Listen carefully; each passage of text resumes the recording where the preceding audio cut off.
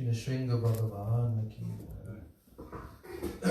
Jai Shri Nitya Lila Pravishto Vishnupad Paramahansa Astatara Sata Shri Srila A.C. Bhaktivedanta Swami Maharaj Srila Prabhupada ki Jai Nitya Lila Pravishta Om Vishnupad Paramahansa Astatara Sata Shri Srila Bhakti Rakshak Sridhar Goswami Maharaj ki Jai Tadiya Subha Avirbhav Mahamahotsav Titi Srila Bhakti Rakshak Sridhar Goswami Maharaj ki Jai Nityalila Pravishto Vishnupad Paramahansa Astatara Sata Shri Srimad Srila Bhaktivedanta Narayan Goswami Maharaj ki Jai Nityalila Pravishto Vishnupad Paramahansa Astatara Sata Shri Srimad Bhakti Vigyan Bharati Goswami Maharaj ki Jai Jai Shri Shri Rupanuga Guru Varga ki Jai Ananta Koti Vaishnava Vrinda ki Jai Samagata Gaur Bhakta Vrinda ki Jai Nitai Gopima Nandi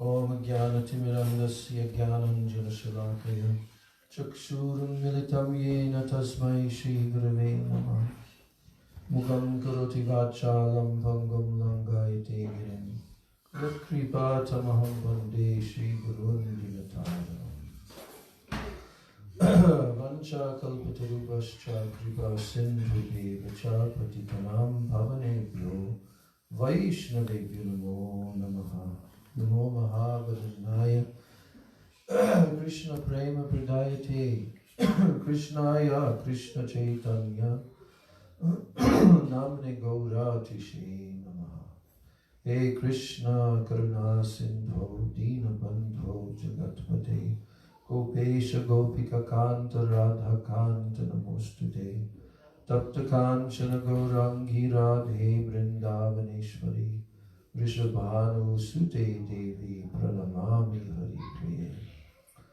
Vrindai Tulsi Devai Priyai Keshavasya Cha Krishna Bhakti Prade Devi Satyavachai Namo Namaha Shri Krishna Chaitanya Prabhu Nityananda Shri Advaita Gadadhar Shivasadi Gaur Bhakta Vrinda Hare Krishna Krishna Krishna Hare Hare Hare Rama Rama Rama Hare Hare Hare Krishna Krishna Krishna Hare Hare Hare Rama Rama Rama Hare Hare.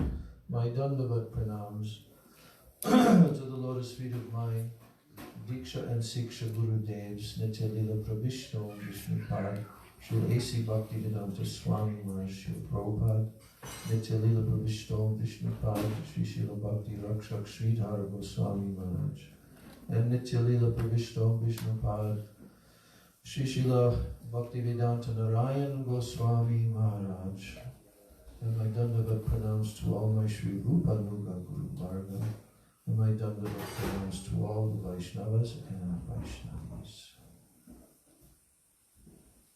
So Srila Bhakti Vigyan Bharati Goswami Maharaj, he has spoken his Pushpanjali to Srila Bhakti Rakshak Sridhar Goswami Maharaj with all of his memories also. So especially, can we turn that light on? Especially because, like I said this morning, he came at a time in his life to surrender to his Gurudev, just like our Gurudev did. And at that time, so many wonderful disciples of Bhaktisiddhanta Saraswati Thakur were still living. So he actually had some very significant association with Srila Bhakti Rakshak Sridhar Maharaj and Bhakti Pramod Puri Maharaj, especially because he used to live at the mutt of his Guru Maharaj, So, and many, many others. So this is a very wonderful narration, and we're going to read that this evening.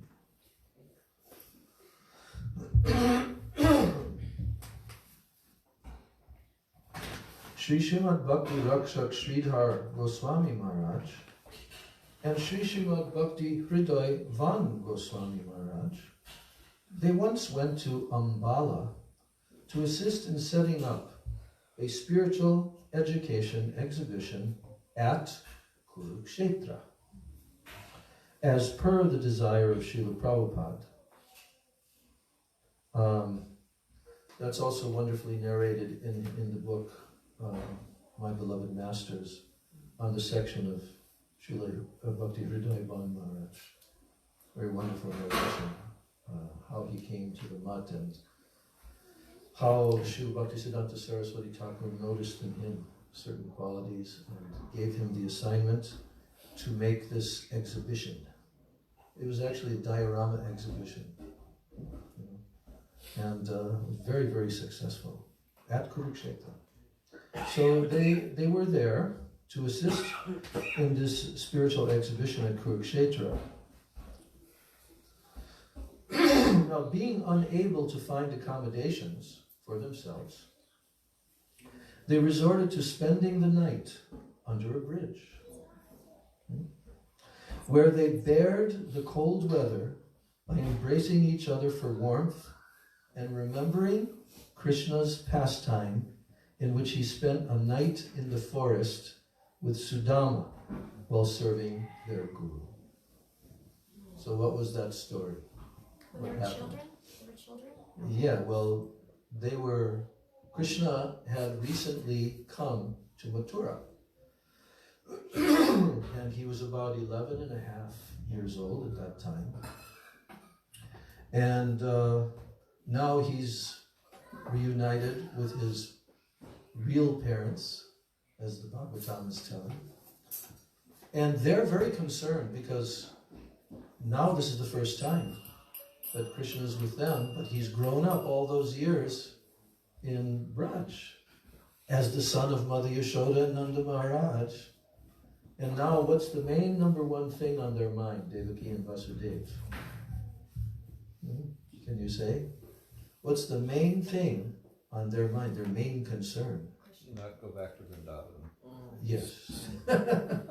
And now he will begin to identify himself as the son of Devaki and Vasudeva.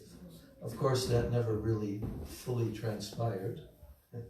But one of the things that they wanted to immediately do was to perform his sacred thread ceremony, right? Because all Kshatriyas, they have to have that ceremony at a certain age. And this would be one of the samskaras, they figured, that Krishna would now start to identify as a Kshatriya. He's been this cowherd boy all these years, so now he's where he's supposed to be. So they want to do this this Diksha ceremony, Upanaya ceremony, the giving of the sacred thread. So, but what happened during that ceremony? Did you ever hear what Gurudev told? What happened during that ceremony? You can tell. During that ceremony, first, after receiving the sacred thread, you're supposed to go begging for pranams. And first, I think you're supposed to ask from your mother. And so Krishna was saying, Maya, Maya, looking for Mother Yashoda. That's what I remember Gurudev saying. Yeah, actually, the way it was is that Krishna was remembering at that moment what Mother Yashoda told him when he was a little boy. And what she told him was, oh, you know, my little Kana, when you grow up and you have your sacred thread ceremony, then I'm going to fill your cloth with so many beautiful sweets and so many things. That came up at that moment when Krishna had his begging cloth, and he remembered that. It came, welling up inside of him, and he went into a completely internal state at that moment. Then he turned and he was saying, Maya, Maya, Maya. And then he fainted, not finding her. Yeah. I heard this directly from Srila Gurudev in Singapore, just before Gurudev left to go back to India. He told that story because he was actually translating that. He was working on the Bhagavatam at that point. And Gurudev also began to cry. So this is what was taking place there, just they were remembering how Sudama and Krishna, just after this incident, then Krishna was sent to Ujjain, who was there as their Gurukula teacher. Krishna was admitted into the Gurukula school of Sandipani Muni. And so being admitted into the school, Krishna, the whole chapter is there in Srimad Bhagavatam 10th canto, how he was being taught all the 64 arts, and everything is being taught in 64 days.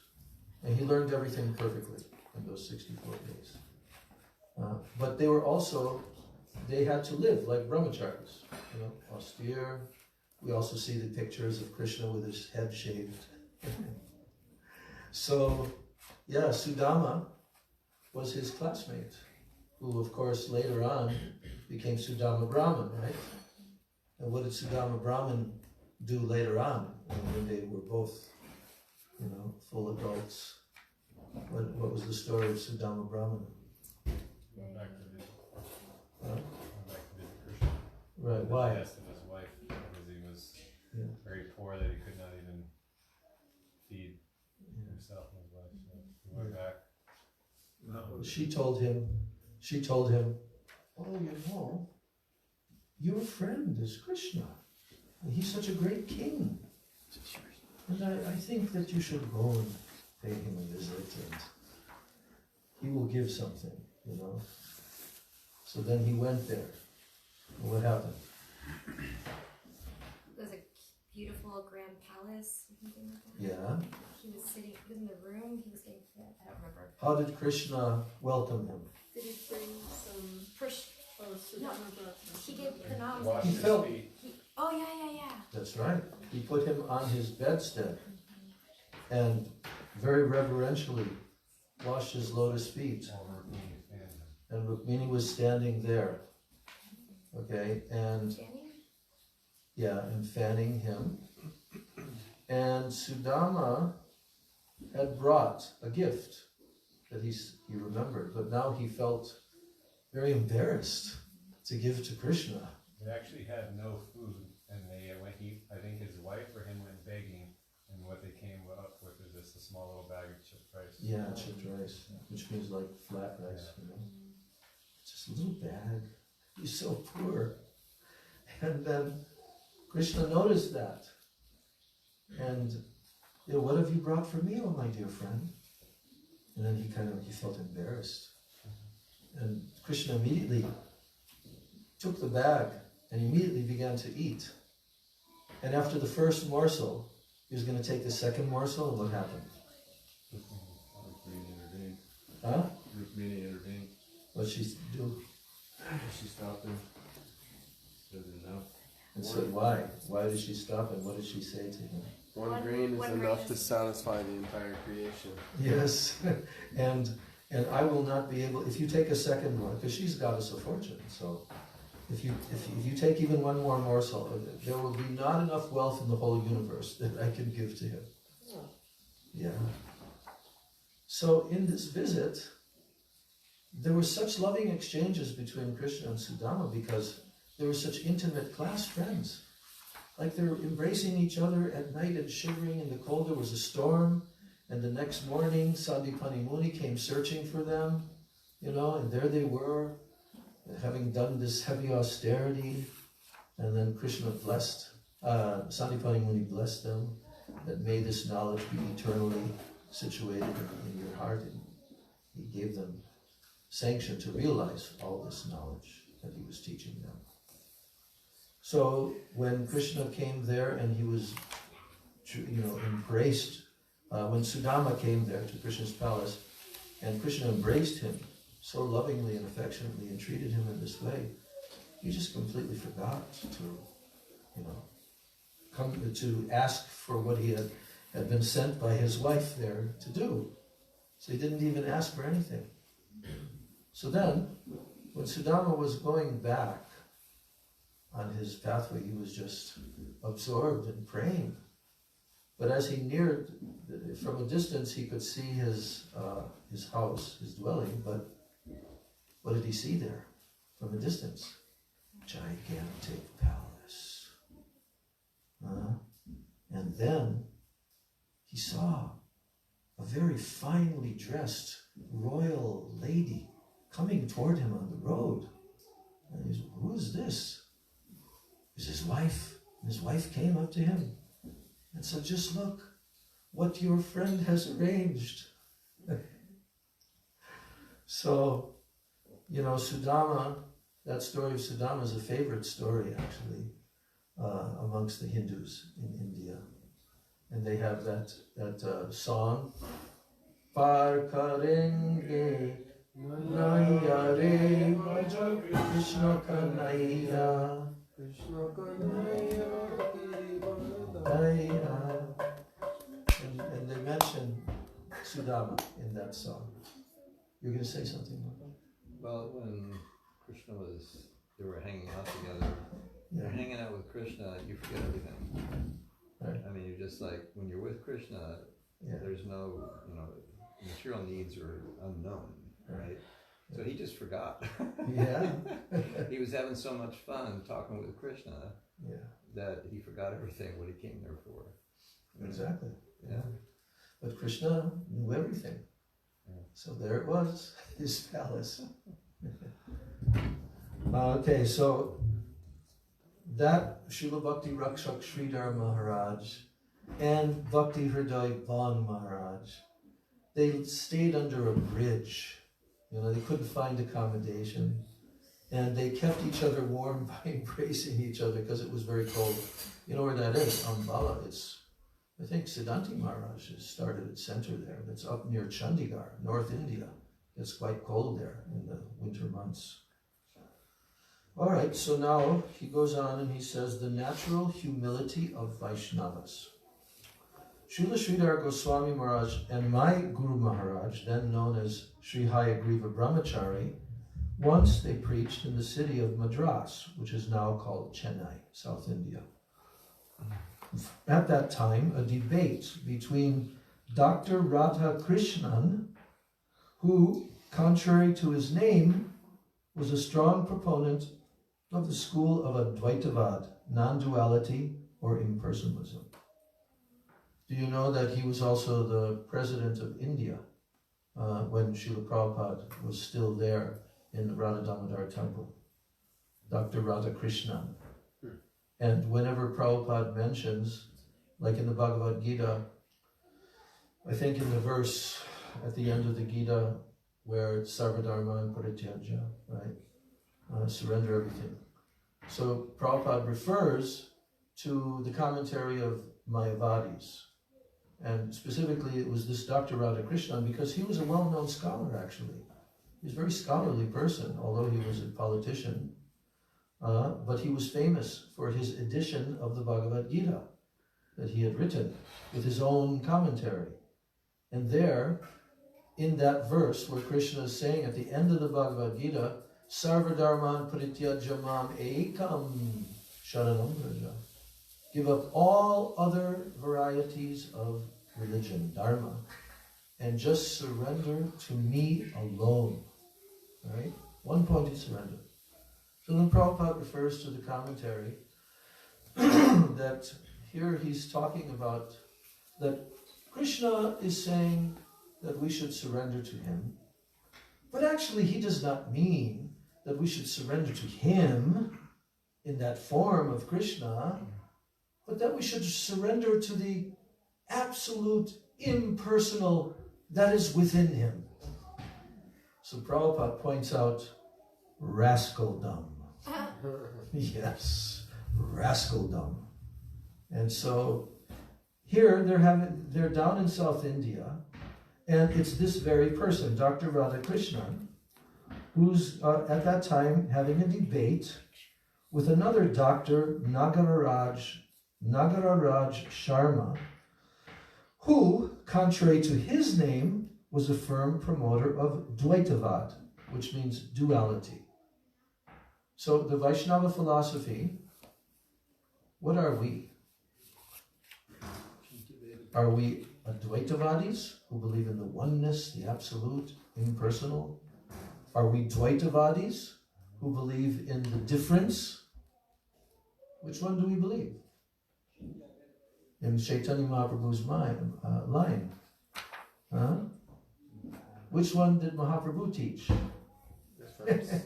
Huh? Say it. No, the Sanskrit. Achintya. What does that mean? Simultaneous oneness. Inconceivable. You forgot the word inconceivable. Achintya, Ved, Aved, Tattva. Okay. But at any rate, they were going to have a debate, these two personalities. The other one is a Dvaitavadi. He believes in the separateness, duality, right? So, this, yes, it was published in the English daily paper that these two were going to have a debate. So the Hindu, the paper is named The Hindu. It was published in that paper in the form of a series of articles. Now, through these articles, both men put forward arguments in favor of their respective faiths, while refuting the other's arguments. This continued for some time until the Dvaitavadis and the Advaitavadis of Madras, they decided to organize a debate between the two men under the chairmanship of a representative from the Gaudiya Math. Whatever conclusion that the chairman would reach was to be considered final and acceptable for all. So, when the local residents approached Guru Maharaj, which means Bhaktivedanta Madhava Goswami Maharaj, they approached him with the proposal to appoint a representative from the Gaudiya Math institution as chairman for the debate. He was very pleased and he requested Srila Sridhar Goswami Maharaj to accept the chairmanship. In a humble manner befitting a Vaishnava, Srila Sridhar Goswami Maharaj accepted the proposal. In the meantime, Guru Maharaj received a telegram from Srila Prabhupada ordering him to come to Calcutta. So when Srila Sridhar Goswami Maharaj heard about Srila Prabhupada's message, he said to Guru Maharaj, "O Hayagriva Prabhu, I will not be able to accept the post of the chairman for the debate if you are absent." Then Guru Maharaj replied, "Although Srila Prabhupada will certainly be pleased if I were to leave now for Calcutta, as he has instructed, I firmly believe that he will be much more pleased to hear that the Gaudiya Math was awarded the chairmanship of a debate to be held in such a great assembly of dignitaries, even if it results in a slight delay in my reaching Calcutta." So what did Bhaktivedanta Madhava Goswami Maharaj conclude? Despite the fact that he had been told on telegram from Bhaktisiddhanta Saraswati, immediately come to Calcutta. And when Srila Bhakti Rakshak Sri Maharaj expressed to him, "Well, if you go to Calcutta, it'll be very difficult for me to accept the chairmanship without you." So then what did he say? He said Bhaktisiddhanta Guru Maharaj would be more happy if he goes to the debate. Why? Because it's a very prestigious, public, and the Gaudiya Math are being selected to be the chairmanship, making the decision who won the debate. So he said, I believe that Guru Maharaj, he would be much more satisfied if I attend the debate and then come sometime later. Right? So,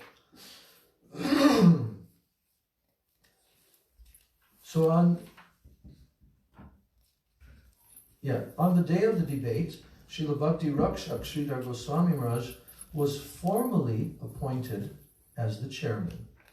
And in his opening address, he humbly said, quote, "Although I am not qualified to hold the post of chairman for this debate, I have accepted the position in order to fulfill the instructions and desires of the Vaishnavas and the noble members of the society."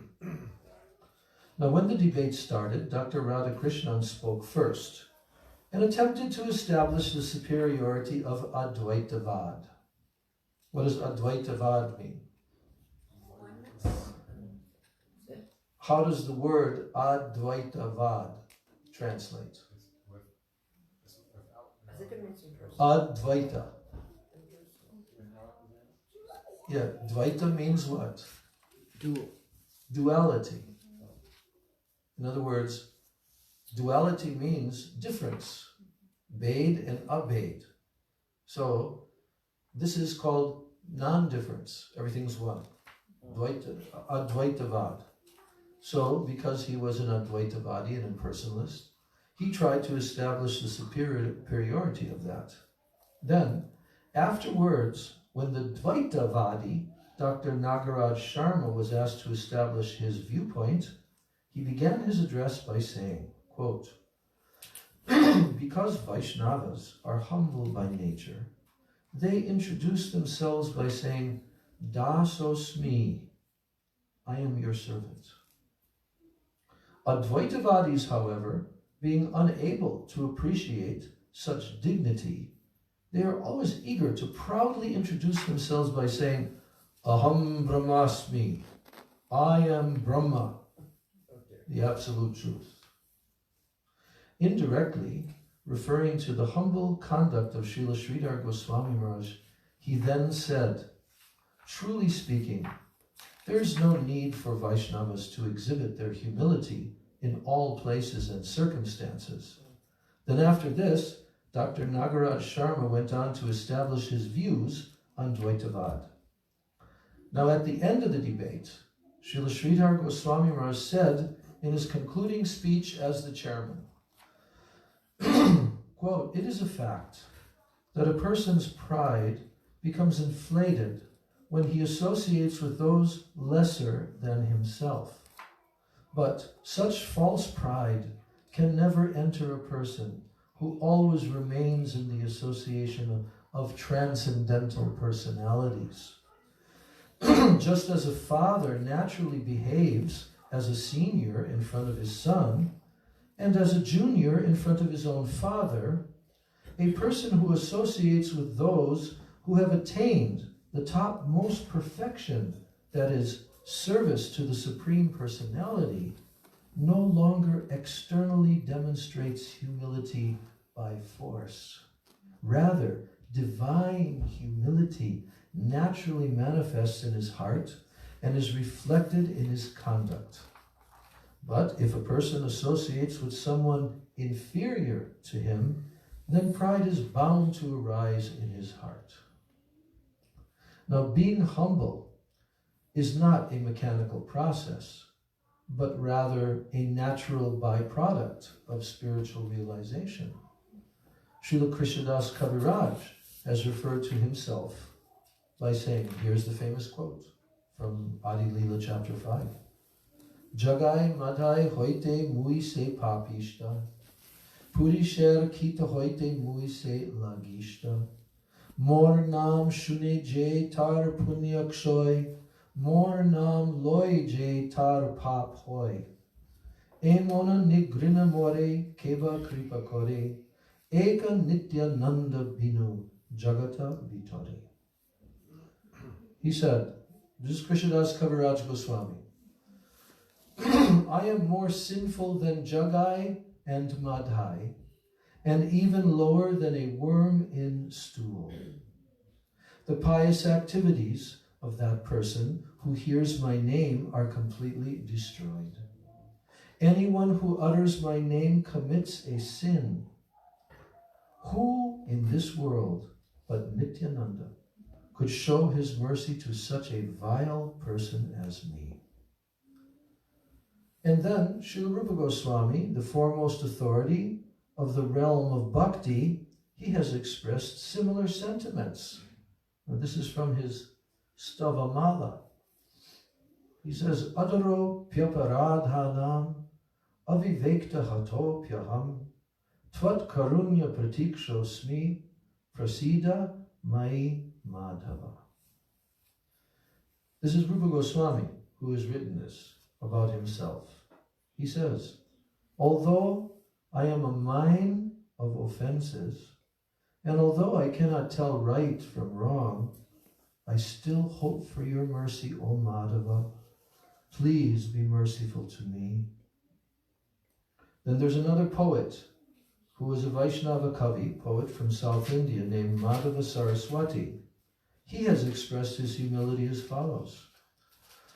Jnana valambaka kechit karma valambaka, vayam tu haridasanam pada trana valambaka.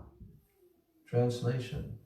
Some are inclined to jnana, and others are inclined to karma. We, however, are inclined to take shelter of the shoes of the lotus feet of Sri Hari's servants. So by analyzing the humble expressions of such great personalities, one can clearly understand the actual position of the impersonal Advaitavadis as compared to that of the Dvaitavadi Vaishnavas.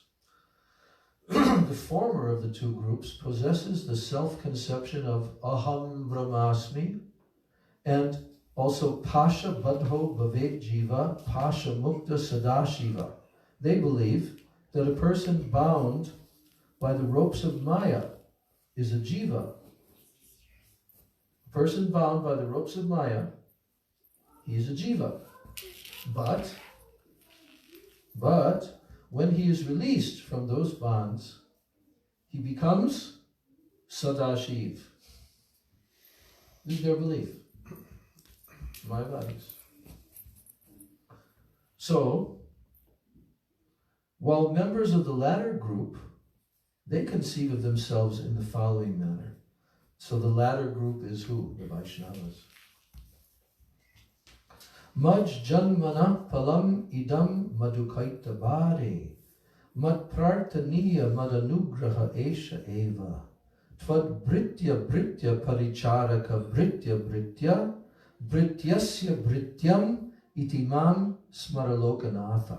This is a famous verse written by King from the Mukunda Mala Stotram of was it King Kulashekar? Yeah, King Kulashekar in South India. So what is the meaning? What is the meaning of the word you have heard? The word Britya. V-H-R with a dot under it, T-Y-A-M. Britya. What's the meaning of this word? Britya. It's a good word to know for Vaishnavas. It means servant. Britya means servant. So he's saying, O Lokanath, O Lord of all, O slayer of the demons Madhu and Kaitaba, please be merciful to me and grant my prayer that you may remember me as a servant of the servant of the servant of the servant of your servant's servant. This is a very nice way in which is stated in the Sanskrit here. I'll read that section again. Tvad britya paricharaka britya brityasya brityam itimam smaralokanatha. So, servant of the servant of the servant of the servant of your servant's servant.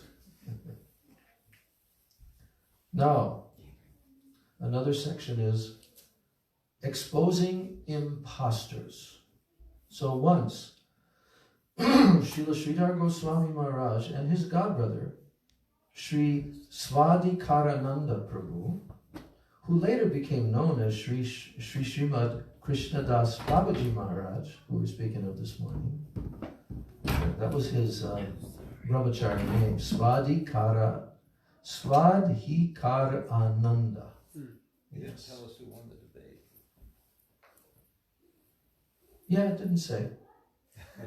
But that wasn't the main point of who won the debate.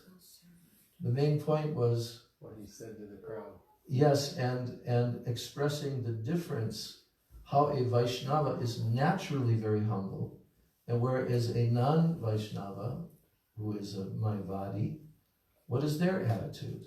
Aham Brahmasmi. And even I will become Sadashiv. Very, very proud. So that was the main point that was being made, that Srila Sridhar Maharaj was very humble in this way. And he was expressing this position of the Vaishnavas. So this section is how Srila Sridhar Maharaj would expose impostors. This is a great story. You'll be very entertained by this story.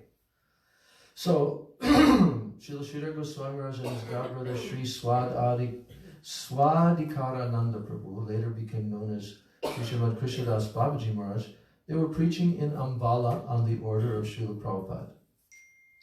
There, they met the superintendent of the Ambala railway station, who repeatedly requested them to meet a so-called sadhu who was proclaiming himself to be Bhagavan. Right? You don't usually find that in the West, that people make a public declaration, I am God. Because people in the West say that, because there's not a supporting philosophy, like coming from the Vedas of impersonalism and oneness and Advaitavad and all of that.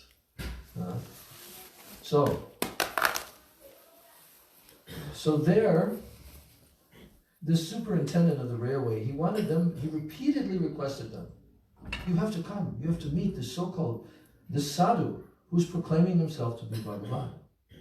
Because he was believing this person. So Srila Sridhar Goswami Maharaj explained to the superintendent that it is grossly improper to accept a mortal person as Bhagavan.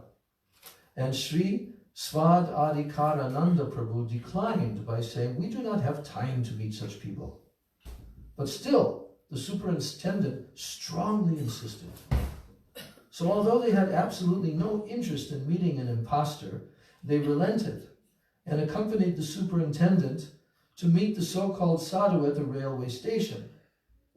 And after arriving there, Srila Sridhar Goswami Maharaj initiated a conversation by saying, please introduce yourself to us, he said to that sadhu.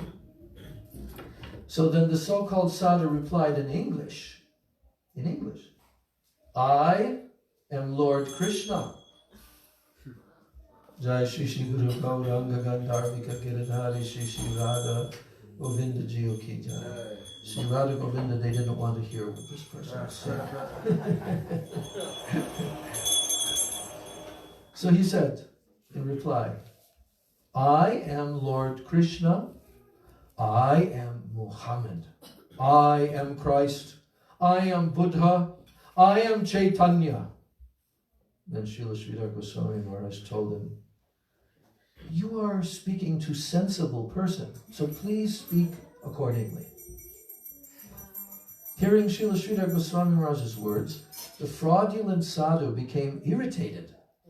And then he said, Joseph Stalin, the leader of the Soviet Union, is a dog to me. Franklin D. Roosevelt, the President of the United States of America, is a cat to me. And seeing their Gurudev becoming angry, his disciples asked Srila Sridhar Goswami Maharaj, why are you upsetting Bhagavan? Then the superintendent said, Bhagavan and his devotee are having a conversation. Do not interfere. Srila Sridhar Goswami then asked the impostor, what is the cause of your irritation?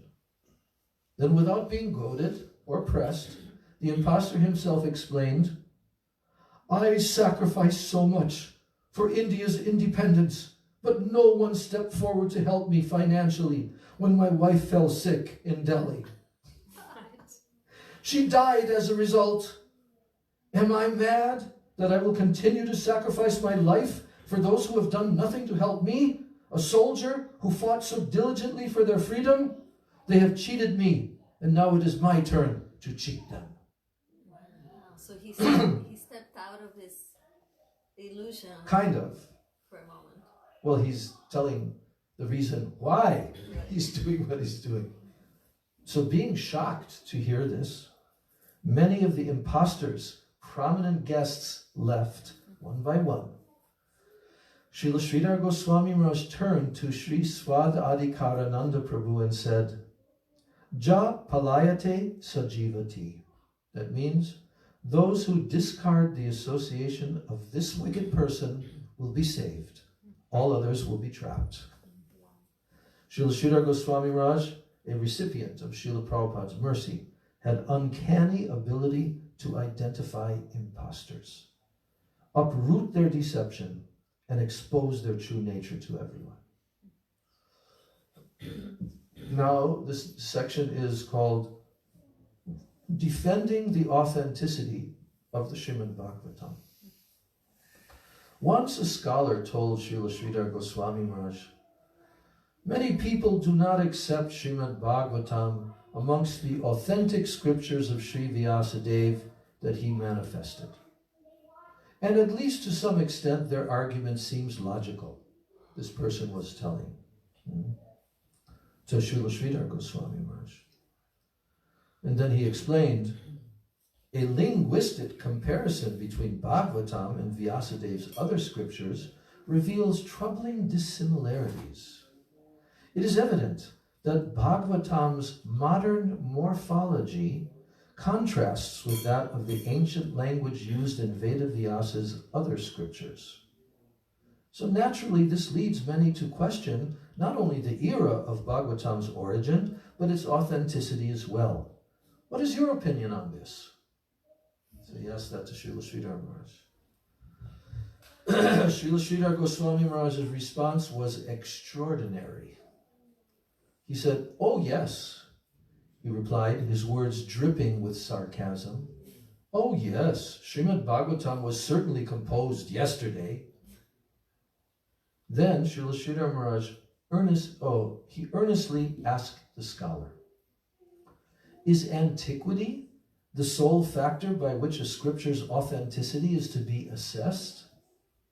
Should we not assign greater value to a relatively recent text whose gravity and depth is far superior to the ancient texts against which it is being compared?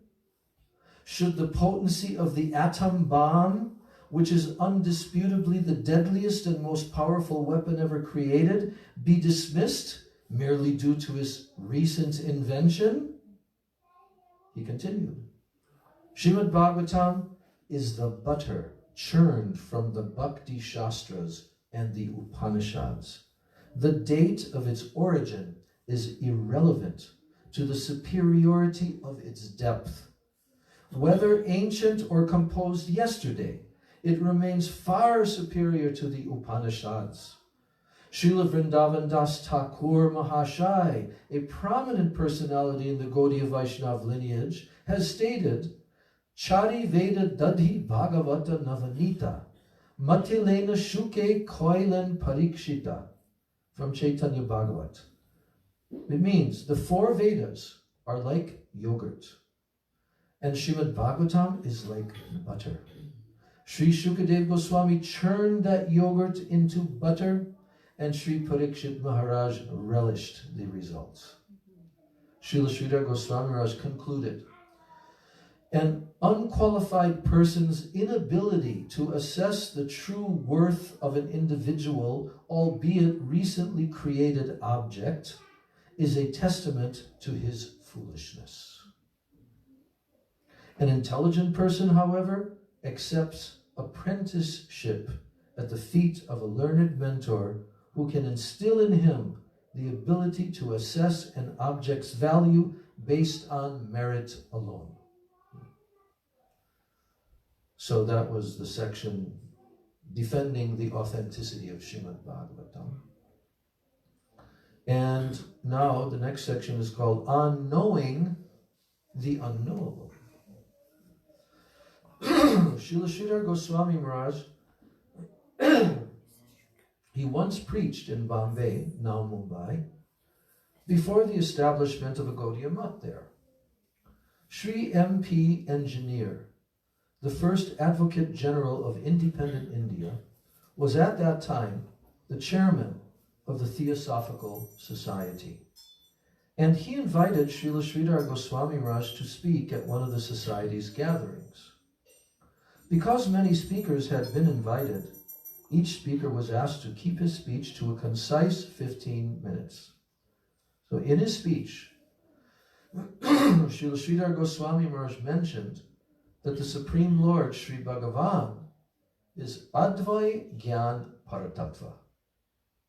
That means one cannot attain true knowledge about his supremacy simply by one's own endeavors, nor can he be made understood by anyone else.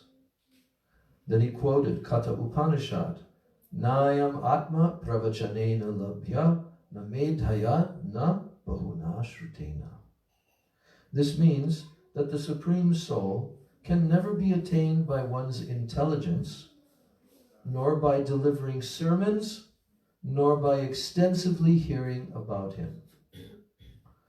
Now, upon the conclusion of Srila Sridhar Goswami Maharaj's presentation, this gentleman, Sri MP Engineer, he posed a question to Srila Sridhar Maharaj before he could even take his seat. He said, Maharaj, you have just professed Sri Bhagavan to be unknown and unknowable. Is this true? If this is true, then for what purpose have you given up the material comforts of this world and accepted the renounced order of life, if not to attain him? Then Srila Sridhar Goswami Maharaj immediately responded, Sri Bhagavan can most certainly be known. Then hearing this, Sri MP Engineer good-humoredly said, I must admit that according to my vision, you do not appear to be renunciant in any true sense, because you have instantly changed your stance on this matter, just like a lawyer. You follow what's going on? See, Srila Sridhar Maharaj, at first he was saying that Bhagavan is unknowable. And then he changed that. Now he's saying Sri Bhagavan can most certainly be known. And so this person is, but he said in a good humor, I must admit that according to my vision, you do not appear to be renunciant in any true sense. You appear to be what? Just like a lawyer, because you have instantly changed your stance on this matter. Then Srila Sridhar Goswami Maharaj replied, you had given me a time limit. I was able to express only one viewpoint of a highly profound subject matter, and the allocated time was over before I could mention the other viewpoint.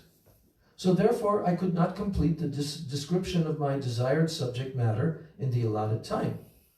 So hearing the words of Srila Sridhar Goswami Maharaj, Sri MP Engineer said, you began explaining a highly insightful topic in a very beautiful way. Therefore, please take another 15 minutes and complete your presentation on this subject matter.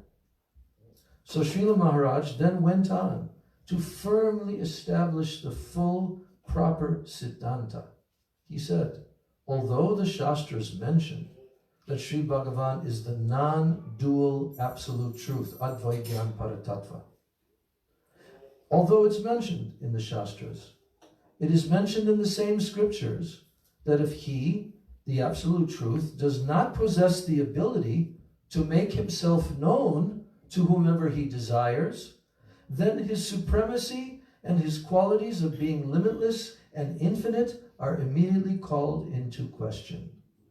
You follow this argument? Actually, Srila Sridhar Maharaj also wrote an article about this, and he also had a conversation. Maybe it's the same conversation, but he was talking in terms of the infinite supreme. So one person was telling that the infinite can never be known by the finite, right? Can the finite actually know the infinite? We're the finite. He's the infinite. Can the finite living entities know the infinite? That's because everything comes from the top down. Meaning So, what? Meaning if Lord Krishna wants us to know him, he's going to be the one that causes that to happen, ultimately. Yeah, so the way that Srila Sridhar Maharaj responded to that claim by that man, because he's saying the infinite can never be known by the finite. And Srila Sridhar Maharaj turned it around and he said, if the infinite is truly infinite, then if he cannot make himself known to the finite, then he's not infinite. So this is the same kind of consideration here, that although the Shastras mention that Sri Bhagavan is the non-dual absolute truth, and it is mentioned in the same scriptures that if he, the supreme absolute truth, does not possess the ability to make himself known to whomever he desires, then his supremacy and his qualities of being limitless and infinite are immediately called into question. Then he quoted a verse. Therefore it is said in the Katha Upanishad, Yam evaisha vrinute tena labhyas tasyaisha atma vivrinute tanum svam. This means that the Supreme Soul is attainable only by one upon whom he has bestowed his mercy. To such a person, he reveals his personal form. In other words, Srila Sridhar Maharaj continued, in other words, it is impossible for one to gain knowledge about Bhagavan through one's own endeavors or through the help of someone on the same level of devotion. However, when the Supreme Lord observes in one the inclination to serve him, then he imparts knowledge by which one can understand him either directly or through one of his associates. Then he quoted the verse, Atak Shri Krishna Namadi Nabhaved Grahyam Indriyai Sevon Mukehi Jivado Swayam Eva Spurati Adha. This is in the Bhakti Rasamrita Sindhu, Rupa Goswami. It means the name, form, qualities, and pastimes of Sri Krishna cannot be perceived by the material senses. They become manifest when one's senses, starting with the tongue, are permeated with the desire to render service. Sevon mukehi jivado, beginning with the tongue. Sevon mukata, the tendency to serve. Swayam eva spurati adha. That means Krishna himself, Swayam, his own self. He, spurati adha, means that he manifests himself, spurti, on the senses of that person.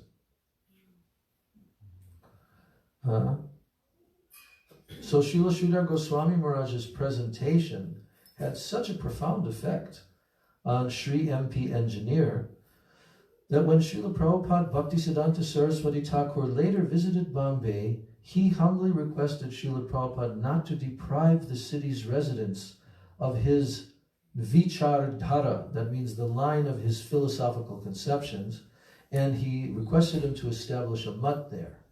Later, as per the instructions of Srila Prabhupada, a property was rented in Bombay to establish a Gaudiya mutt, from which the preaching of the Gaudiya line in that city was initiated. Any timing thing? No. Okay, well, let me see here. Yeah, there's...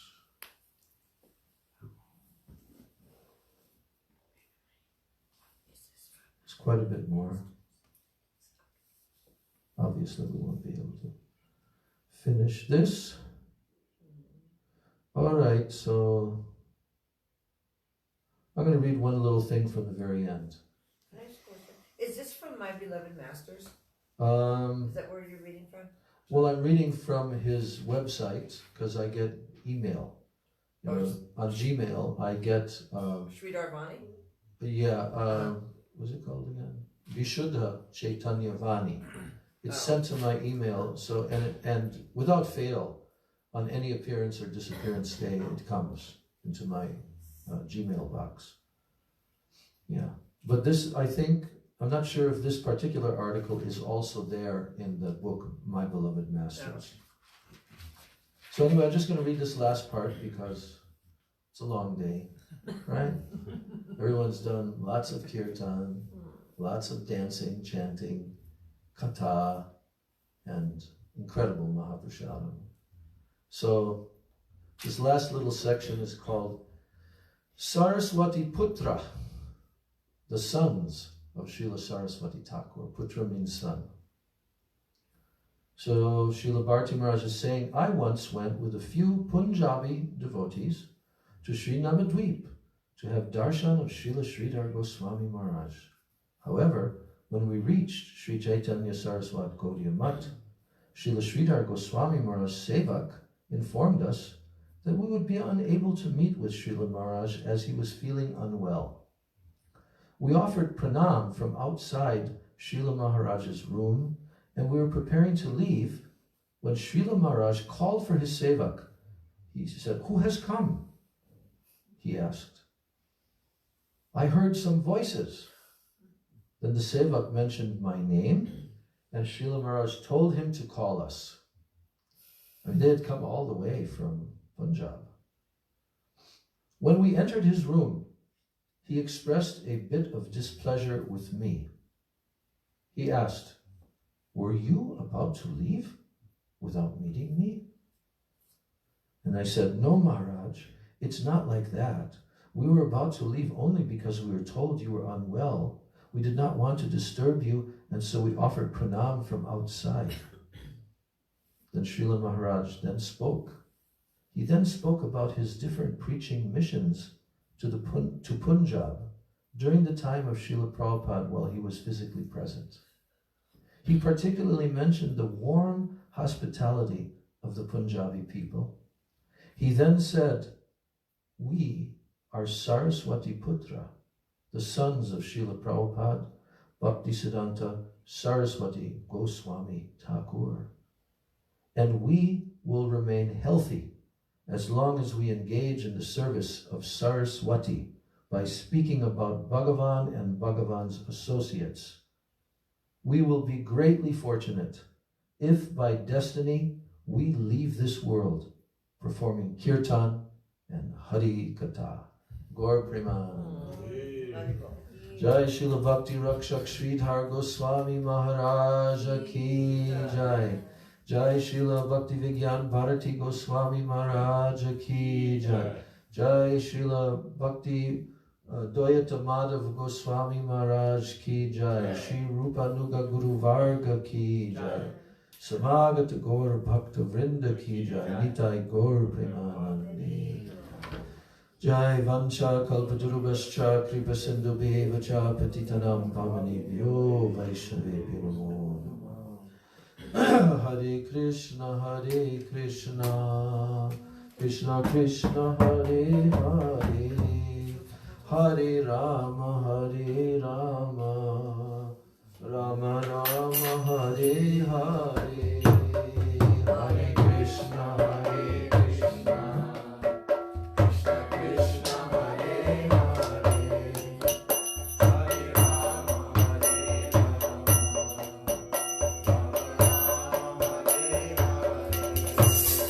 Hare Krishna, Krishna Krishna, Hare Rama,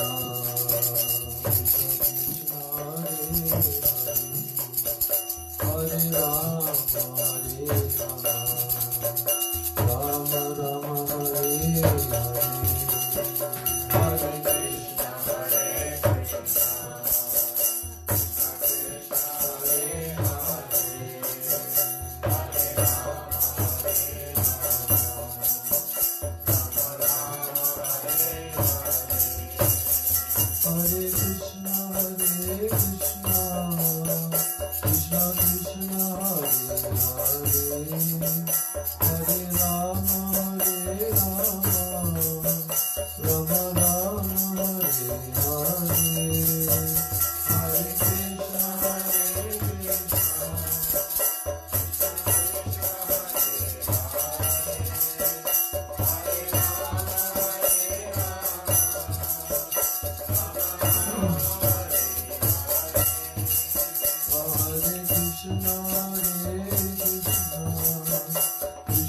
Krishna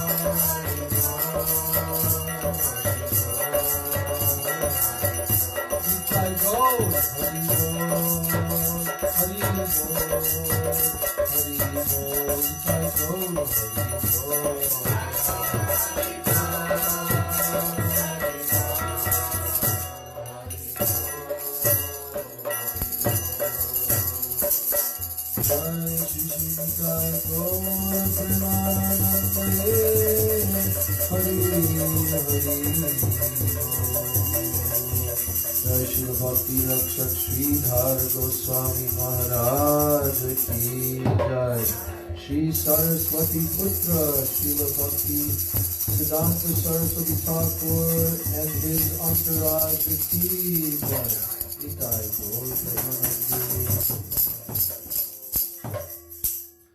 Om Vrindai Tulsi Devai Priyai Keshavasya Krishna Bhakti Pradevi Satya Namo Namah Kalpatarubhascha Kripa Sindhubhya Cha Patitanam Paramebhyo Vaishnavebhyo Namo Namah.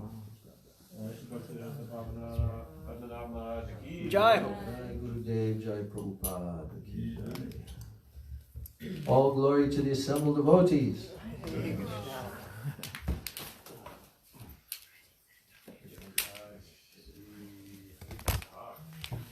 Hari Ki Jai.